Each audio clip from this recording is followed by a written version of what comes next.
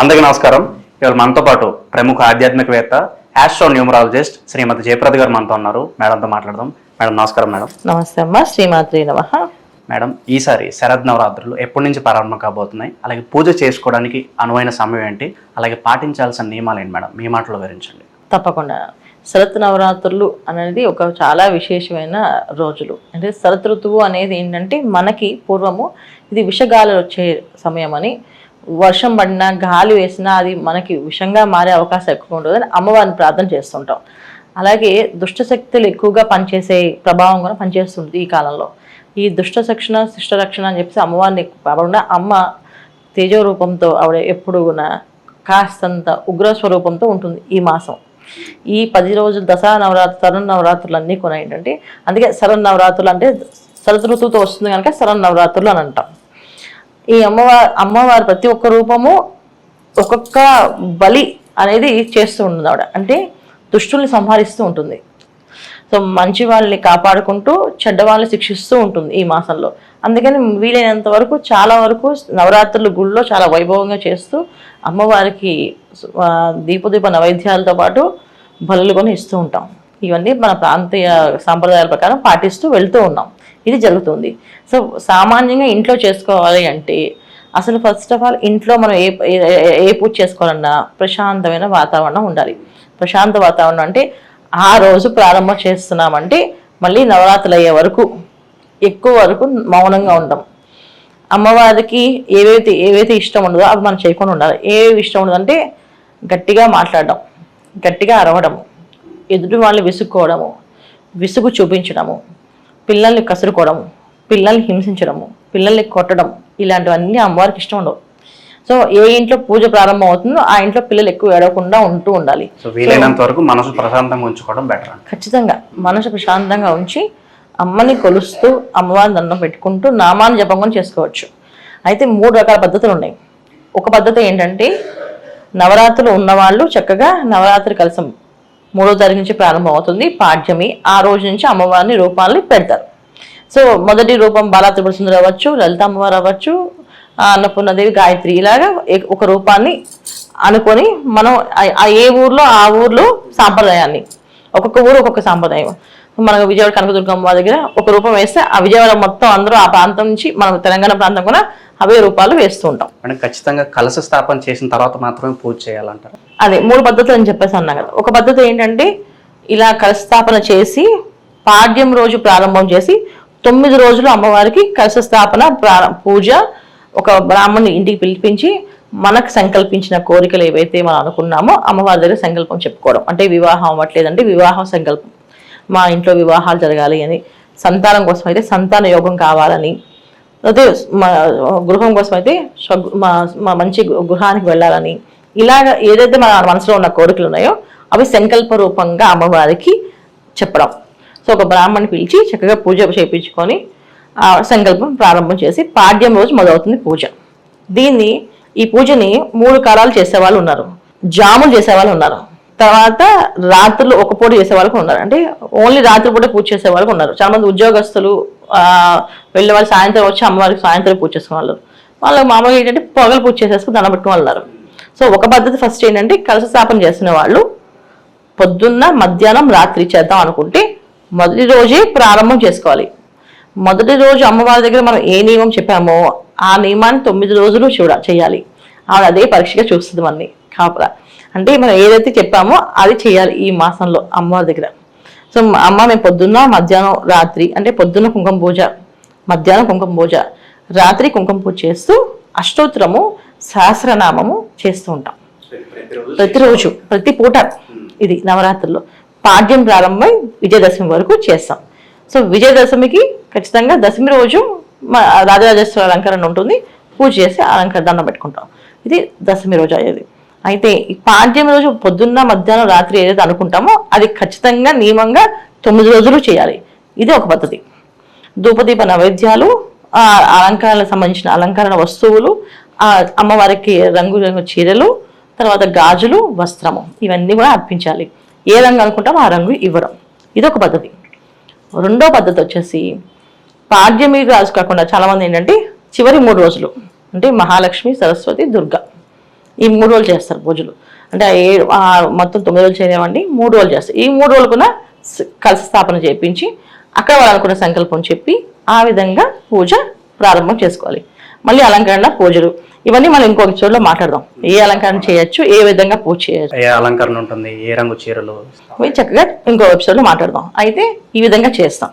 కొంతమంది కలశం అనేది అలవాటు ఉండదు. కలశం పెడితే ఏదో ఒక ఇబ్బంది జరుగుతుందండి, మాకు ఏదో చెడు జరుగుతుంది ఎప్పుడు చూసినా మేము కలశం పెట్టలేము. సో కలశం పెట్టలేని వాళ్ళు చక్కగా పాడ్యం నుంచి ప్రారంభం చేసి పొద్దున్న చేస్తారా, మధ్యాహ్నం చేస్తారా, సాయంత్రం మనసులో మీరు అనుకోండి, ఖచ్చితంగా మేము ఇలా చేస్తాము, అది మాత్రం పాటించాలి. ఏదైతే ఫస్ట్ డే మనం అంటామో ఆ మాట మీదే ఉండాలి ఖచ్చితంగా. అది కష్టమైన పరీక్షలు పెడుతుంది ఆవిడ, ఆ పరీక్ష నెగ్గి మనం అది చేసుకొని రావాలి తప్ప అది మానడానికి వీలుండదు. అందుకే దసరా నవరాత్రులు అంటే అందరూ ఏంటంటే కొంచెం ఇష్టపడతారు, కొంతమంది కొంచెం భయపడతారు ఎలా చేయాలనేసి. అలాగే ఏ భయం లేవు. మన అమ్మ దగ్గర మనం ఉండడానికి మరి భయపడడం ఏంటి, అసలు భయపడక్కలేదు. కాకపోతే ఏంటంటే మన సంకల్పాలు దోషాలు ఏంటంటే ఫస్ట్ డే మనకి ఉత్సాహంతో అతి ఉత్సాహంతో ఇవన్నీ చేసేద్దాం అనుకుని 2వ రోజు చేయలేకపోయి 3వ రోజు చేయలేకపోయి దాని అవస్థపడి మనసులో మనోవేద పెట్టుకోండి, బాధపడే కంటే మనస్ఫూర్తిగా అనుకోండి పొద్దున్నే చేస్తామని. పొద్దున్నే చేసి పొద్దున్న నైవేద్యం పెట్టేసి ఆఫీస్కి వెళ్ళిపోండి. 9 రోజులు చేసుకోవచ్చు శుభ్రంగా. ఆ రోజు అలంకరణ ఏంటో మీకు తెలుస్తుంది. ఆ అలంకరణ చేసుకోవడం, ఆ నైవేద్యం పెట్టడం, అష్టోత్తరం చేయడము, దీపారాధన పొద్దు నుంచి సాయంత్రం ఉండేలాగా పెద్ద కుందులో దీపం వేసి ఒత్తు వెలిగించి పెట్టండి. దానివల్ల ఏంటంటే రాత్రి వరకు ఆ దీపం వెలుగుతుంది. మీరు ఉద్యోగానికి వెళ్ళినా ఆ దీపం వెలుగుతూ ఉంటుంది కనుక మీకు ఆ పూజ ఫలితం దక్కుతుంది. ఈ విధంగా చేయాలి. లేదా సాయంకాలమే చేద్దాం అనుకున్న వాళ్ళు పాడ్యం రోజు సాయంకాలమే ప్రారంభం చేయాలి పూజని. సాయంకాలమే ప్రారంభం చేసి అంటే పొద్దునుంచి ఉపవాసం ఉండాలి. ఉపవాసం అంటే పలహారం తిని ఉండొచ్చు. ఉండగలిగిన వాళ్ళు శుభ్రంగా ఉపవాసమే ఉండాలి. అంటే ఉపవాసం అంటే ఏమి తినకుండా ఉండడమే ఉపవాసం. ఇవాళ ఉపవాసానికి బోల్ పేర్లు వచ్చాయి. పలహారం తినొచ్చా, టిఫిన్ చేయొచ్చా, పళ్ళు రసం తాగొచ్చా అని.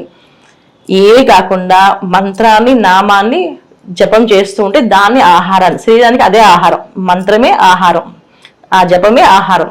అలాగే ఉపవాసం అనమాట.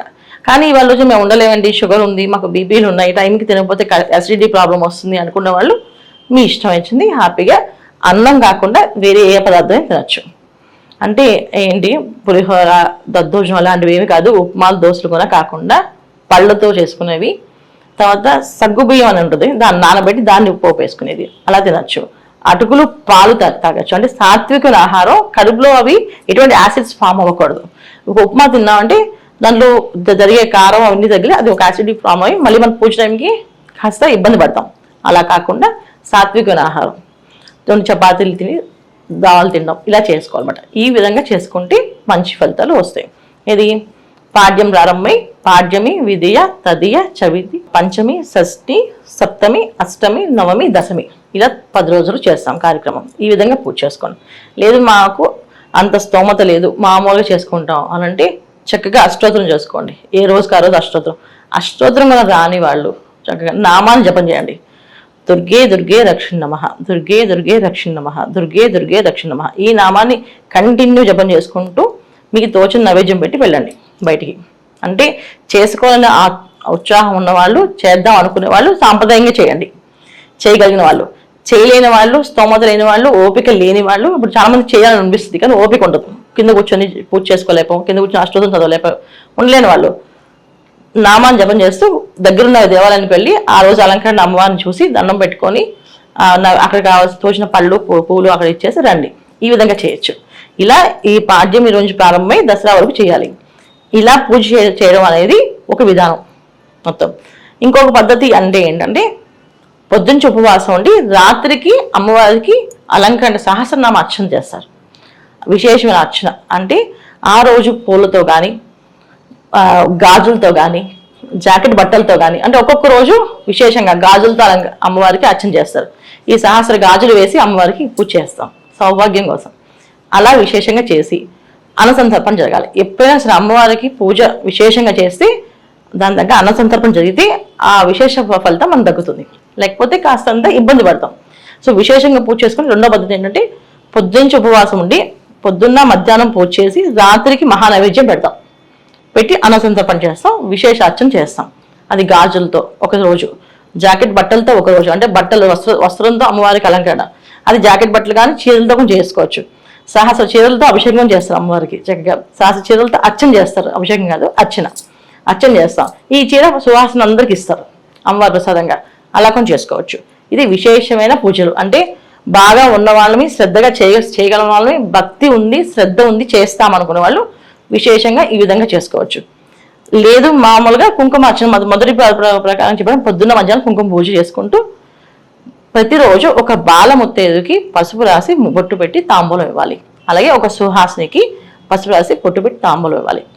తర్వాత అమ్మవారు ఏ రూపంలో వస్తుందో తెలియదు, మన శత్రువు రూపంలో కూడా ఇంటికి రావచ్చు. అంటే పిలవని పేరెంటం అని ఈ మాసంలో వాడకూడదు. ఎవరన్నా ఇంటికి ముత్తైదు వచ్చిందంటే ఆ అమ్మాయికి కాళ్ళకి పసుపు రాసి బొట్టు పెట్టి తాంబూలం ఇచ్చి పంపించాలి. ఎందుకంటే ఆవిడ ఏ రూపంలో వస్తుందో, ఆవిడ ఎలా అనుగ్రహిస్తుందో అన్నీ తెలియదు అనమాట. మనకు నచ్చిన వాళ్ళు ఒక్కొక్కసారి మనం అంటే గిట్టని వాళ్ళే మనకి ఎదురుగుండా వచ్చి మన ఇంట్లోకి వస్తుంటారు. వచ్చినప్పుడు కూడా మనకు నచ్చలేదని పక్కకి వెళ్లకుండా వాళ్ళకి పసుపు రాసి బొట్టు పెట్టి తాంబూలం ఇవ్వాలి. ఈ మాసంలో అన్నిటికన్నా ముఖ్యమైనది ఏంటంటే ప్రశాంతంగా మనసుని ఉంచడం. ఏ ఆందోళనలు, ఏ టెన్షన్ పెట్టుకోకూడదు. ఎంత కష్టం వచ్చినా దాని గురించి ఆలోచించకుండా అంతా అమ్మవారి చూసుకుంటుందని అమ్మవారిని తలుచుకుంటూ ఉండడమే పెద్ద పూజా విధానం. ఎందుకంటే మనం మౌనంగా ఉండాలి అంటే ఆలోచించడం, ఒక గంట ఉండగలరేమో ప్రయత్నం చేయండి. అలా 10 రోజులు మనం మౌనంగా ఉన్నామంటే అది అమ్మవారి అనుగ్రహమే మనకి. అంటే ఆవిడ అనుగ్రహం ఉంటేనే ఉండగలం. ఏమి చేయని వాళ్ళు చక్కగా నామాన్ని జపం చేసుకుంటూ ఉండొచ్చు. ఇది ఈ 2 విధాల పద్ధతిలో పూజ చేసుకోవచ్చు. ఇంట్లో సామాన్యంగా చిన్న గృహిణులు పూజ చేసుకోవాలి, కలశ స్థాపన చేసుకోవాలి అనుకునే వాళ్ళు చేసుకోవచ్చు. చేసుకోలేము, పంతులుగాను పిలవలేము, మేము చేసుకుంటామంటే చక్కగా అమ్మవారి దగ్గర అష్టోత్తరం చేసుకుంటూ ఉండండి. ఎటువంటి దోషాలు ఉండవు. ఎందుకంటే మీరు పూజ చేస్తున్నప్పుడు ఏదో ఒక కోపం వచ్చి ఎవరినో ఒక కసిరినా తిట్టినా అది మీకు దోషం కింద మారుతుంది. అలాంటి సమస్యలు ఉన్న వాళ్ళు చక్కగా గుళ్ళోకి వెళ్ళి, గుళ్ళో కుంకుమార్చనలు జరుగుతుంటాయి, చేసుకోండి. అన్నిటికన్నా ముఖ్యమైన పాటించవలసిన అంటే ఈ మాసం మహిళలు తలస్నానం చేసి తలలో నీళ్లు కింద కారకుండా తలని ముడి వేసుకుని ఉండాలి. జుట్టు విరగబోసుకొని కానీ, తలస్నానం చేసి నీళ్లు కారుతున్న తల కానీ, జుట్టు విరబోసుకొని గుడికి వెళ్ళడం కానీ చేస్తే అది మహాదోషాల కింద వాళ్ళకి ఏర్పడుతుంది. ఎందుకంటే దుష్ట సంచారం జరుగుతూ ఉంటుంది ఈ మాసంలో. ఆవిడ వాటిని సంహరిస్తుంటుంది అమ్మవారు. అందుకే మనం నిమ్మకాయ మాలలు, కుష్మండ బలిదానాలు ఇవన్నీ ఇస్తుంటాం. ఎందుకంటే ఎవరైతే దుష్టులను వాళ్ళని సంహరిస్తూ ఉంటుంది. సో ఎప్పుడైనా మనకి చెడు ప్రభావం మన మీద రావాలంటే ఎలా వస్తుంది అంటే హెయిర్లోంచి వస్తుంది. జుట్టు విరగబోసుకొని వెళ్తే ఆ కింద కుదుల దగ్గర నీళ్లు కారుతుంటాయి కదా, ఆ ప్లేస్లోకి వెళ్ళి ఆ దుష్టులను దాక్కుంటాయంట వెళ్ళి. సో అవి దానికోవడం వల్ల అవి మనం తల చుట్టుకోవడం వల్ల మనం కూడా ఆ ప్రభావంతో పనిచేస్తాం.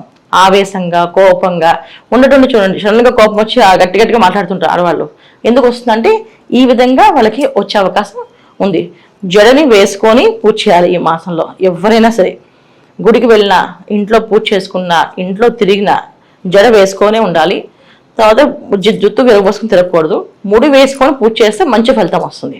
అంటే మధ్యలో ఆ ముడి ఊడకుండా గట్టిగా ముడి వేసుకోండి. కావాలి చాలా అందమైన ఫ్యాషన్లు వస్తాయి కదా, చక్కగా మంచి పెట్టుకోవడానికి. అలాంటి కొప్పులు పెట్టుకొని చక్కగా చేసుకోండి పూజ, ఏం ఇబ్బంది లేదు. తలలో ఒక పుష్పం ఉండాలి. సింధూరం అనేది, కుంకుమ అనేది మన మొహాన ఉండాలి ఖచ్చితంగా. ఎవరికైనా స్టిక్కర్ పెట్టుకొని చేసిన కింద కుంకుమ పెట్టుకోండి. ఇవాళ కుంకుమ పెట్టుకోండి. అంటే సుహాసిని అనే రూపం అనేది మనకి అంత ఈజీగా ఉండదు. సో సుహాసినిలుగా ఉండాలి అంటే మనం ఖచ్చితంగా పసుపు కుంకాలు, కాళ్ళకి పసుపు ఉండాలి, చక్కగా తలలో కుంకుమ ఉండాలి. పెళ్ళైన వాళ్ళు నుదుట సింధూరం పెట్టుకోవాలి ఖచ్చితంగా. ఈ ప్రయత్నం మాత్రం మానకుండా, ఈ మీతో పూజ చేసినా చేయకపోయినా మీరు మాత్రం శుభ్రంగా జడ వేసుకోవడం, బొట్టు పెట్టుకోవడము, చీర కట్టుకోవడము, కాళ్ళకి పసుపు రాసుకోవడం, ఇవి చేస్తే కూడా ఒక విధంగా పూజే. అందుకనే మనం పసుపు రాసుకొని ఉండడం కూడా ఒక విధంగా పూజ ఫలం మనకు వస్తుంది అన్నమాట. ఇవి చేస్తూ ఉండాలి. ఇది దసరా నవరాత్రుల్లో మొదటి నుంచి ప్రారంభమైన రోజు నుంచి లాస్ట్ వరకు ఏ మాట మీద అనుకున్నామో ఆ మాట మీద ఉండడం అనేది ఒక పద్ధతి. శరణ్ నవరాత్రుల గురించి, పూజా విధానం గురించి జయప్రద గారి మాటలోనే ఉన్నాం. తదుపరి మరి 9 రోజులు అమ్మవారికి ఎలాంటి అలంకరణ చేయాలి, ఎలాంటి రంగు చీరలు సమర్పించాలి, ఎలాంటి నైవేద్యాలు సమర్పించాలి, మరో ఎపిసోడ్లో తప్పకుండా డిస్కస్ చేద్దాం. నమస్కారం.